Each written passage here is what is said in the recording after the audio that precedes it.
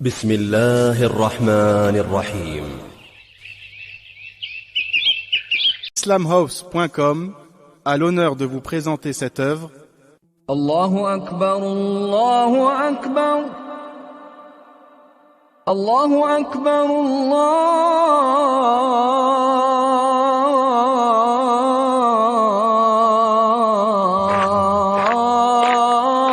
Allahu Akbar. Pourquoi ne fais-tu pas la prière?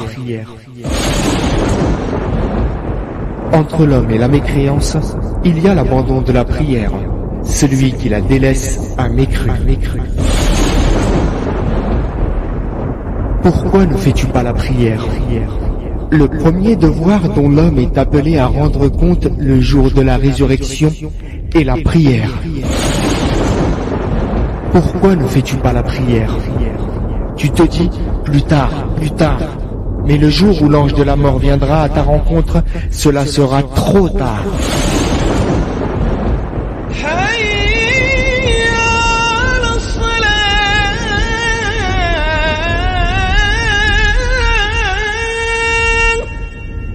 Quelles excuses présentent ceux qui n'accomplissent pas la prière?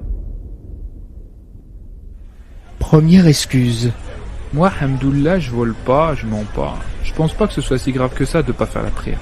Mieux vaut être comme moi, plutôt que faire la prière et en même temps mentir, sortir en boîte comme j'en connais. Allah le Très-Haut dit: فخلف من بعدهم خلف أضاعوا الصلاة واتبعوا الشهوات فسوف يلقون غيا. Puis, leur succédèrent des générations qui délaissèrent la prière et suivirent leur passion. Ils se trouveront en perdition. Jabir rapporte: j'ai entendu le messager d'Allah, paix et bénédiction d'Allah sur lui, dire: entre l'homme et la mécréance, il y a l'abandon de la prière. Celui qui la délaisse a mécru. La prière est donc ce qui nous différencie des non-croyants. Celui qui présente cette fausse excuse se prétend aussi être musulman, mais il n'accomplit pas ce qui nous différencie le plus des non-musulmans, la prière pour Allah seul. Ce n'est pas le fait de ne pas voler ou de ne pas mentir qui nous différencie en premier lieu des autres religions, car des chrétiens peuvent être meilleurs que des musulmans sur ce point, mais c'est notre croyance et notre prière qui nous différencient en priorité.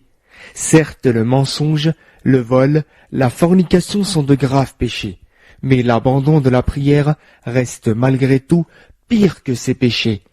Il n'est pas honnête de condamner une attitude alors que la nôtre est plus à plaindre. Alors, nous conseillons à cette personne de regarder ses péchés avant ceux des autres. Commence par ta personne en lui interdisant sa déviation. Si elle cesse d'être déviée, tu es certainement doué de raison. À cet instant, on acceptera ta parole et un exemple tu seras. Ce que tu dis sera pris en compte et ton enseignement servira. N'interdis point un comportement que toi-même tu commets. Honte à toi si tu effectues ce que toi-même tu condamnais. Deuxième excuse. Je fais trop de bêtises pour pouvoir prier. Franchement, ce serait de l'hypocrisie de ma part de prier dans cet état. Quand j'arrêterai mes bêtises, là je me lancerai dans la prière. Allah le Très-Haut dit: إن الصلاة تنهى عن الفحشاء والمنكر. En vérité, la prière préserve de la turpitude et du blâmable. Et il dit également: يا أيها الذين آمنوا استعينوا بالصبر والصلاة إن الله مع الصابرين. Ô vous les croyants, cherchez secours dans l'endurance et la prière. C'est la prière qui donne la force d'arrêter ce qui est blâmable, c'est elle qui aide à arrêter tous les vices. C'est donc la prière qui doit être accomplie avant de pouvoir se délier des péchés, et non l'inverse. De plus, Allah le Très-Haut dit: وأقم الصلاة طرفي النهار وزلفا من الليل إن إن الحسنات يذهبن السيئات ذلك ذكرى للذاكرين. Et accomplit la prière aux deux extrémités du jour et à certaines heures de la nuit. Les bonnes œuvres dissipent les mauvaises. C'est un rappel pour ceux qui réfléchissent. Le prophète, paix et bénédiction d'Allah sur lui, a dit: les saintes prières sont-elles un fleuve passant près de sa porte et où l'on se lave 5 fois par jour. Ainsi sont expiés les péchés. Si les prières sont établies entre autres pour nous laver de nos péchés, est-il logique d'attendre de ne plus faire de péché avant de commencer à prier? Cela ressemble à celui qui prétend être trop sale pour se laver. Ça n'a vraiment aucun sens.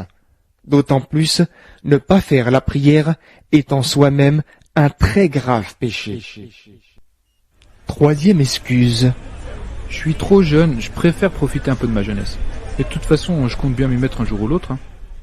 Allah le Très-Haut dit: وسارعوا إلى مغفرة من ربكم وجنة عرضها السماوات والأرض أعدت للمتقين. Et hâtez-vous vers le pardon de votre Seigneur, et un paradis aussi large que les cieux et la terre, préparé pour les pieux. Selon Abu Huraira, qu'Allah l'agrée, le prophète, paix et bénédiction d'Allah sur lui, a dit: hâtez-vous de faire les bonnes œuvres avant les périodes de troubles et de tentation, telles une nuit sombre. L'homme croyant le matin devient mécréant le soir, ou croyant le soir devient mécréant le matin. Il vend sa religion pour les biens éphémères de ce bas monde. Es-tu sûr que tu vas vivre autant de temps que tu le penses? Et surtout, es-tu sûr que même si tu profites de ta jeunesse, vas-tu ensuite vraiment t'y mettre? Ne penses-tu pas que tu te mens à toi-même en remettant toujours les choses à demain? À chaque fois que tu te poses la question, tu te dis « plus tard, plus tard ». Mais le jour où l'ange de la mort viendra à ta rencontre, cela sera trop tard. Ne sais-tu pas que l'islam est une religion qui valorise les bonnes œuvres durant la jeunesse? En effet, le jeune pieux sera sous l'ombre du trône d'Allah le jour de la résurrection.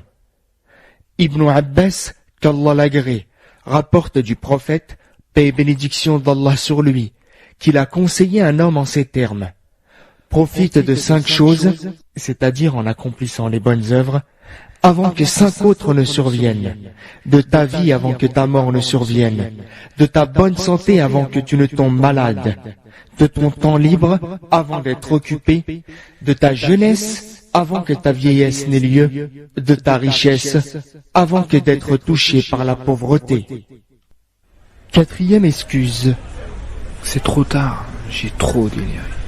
Allah me pardonnera jamais. Allah le Très-Haut dit: قل يا عبادي الذين أسرفوا على أنفسهم لا تقنطوا من رحمة الله إن الله يغفر الذنوب جميعا إنه هو الغفور الرحيم.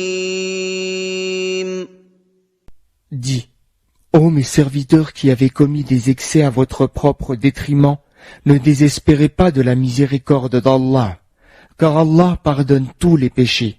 Oui, c'est lui le pardonneur, le très miséricordieux.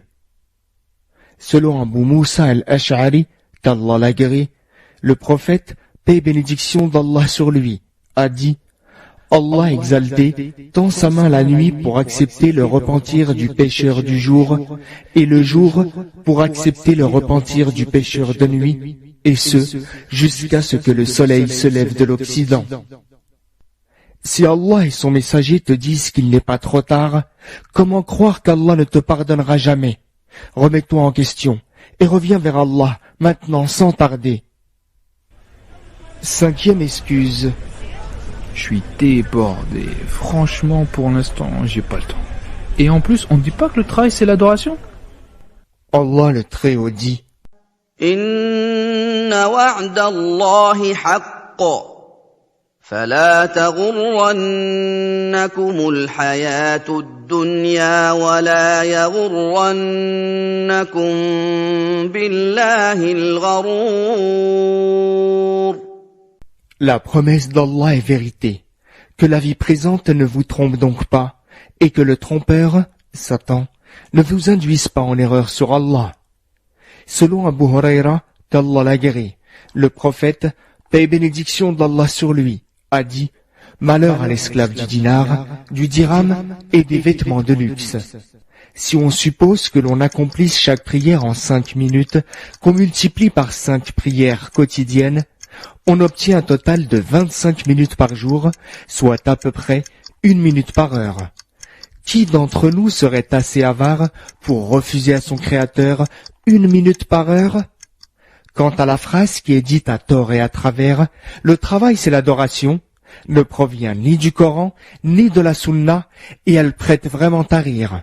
Si le travail qui est en soi-même une chose honorable occupe au point de ne pas avoir le temps de donner 5 minutes à ton Créateur, alors c'est vrai, tu dois être en pleine adoration, l'adoration de Satan, l'adoration de l'argent, mais certainement pas celle d'Allah. 6e excuse. J'ai peur d'arrêter la prière, surtout qu'on m'a dit que si on commençait la prière et qu'on l'arrêtait, c'était pire que de n'avoir rien fait.